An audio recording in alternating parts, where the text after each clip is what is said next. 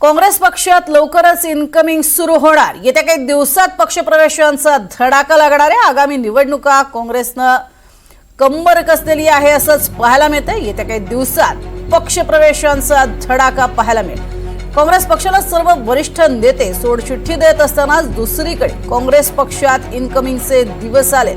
राष्ट्रवादी काँग्रेस पक्षाचे नेते येत्या काही दिवसात काँग्रेस पक्षात प्रवेश करणार आहेत। भाजपकडनं सांगण्यात आलेलं होतं की मराठवाड्यात आणि विदर्भात काँग्रेस रिकामं केलं जाईल। दुसरीकडे मात्र आगामी काळात काँग्रेसमध्ये जोरदार पक्षप्रवेश होताना पाहायला मिळणार आहे। अधिक माहिती घेऊया जुई जाधव यांच्याकडनं। जुई, काय अधिक माहिती?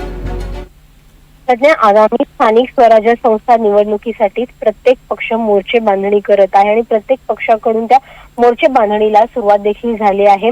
काँग्रेस पक्षाकडून गेल्या काही महिन्यांपासून आउटगोईंग सुरू होतं, मात्र आता काँग्रेसमध्ये देखील इनकमिंगला सुरुवात झाली आहे।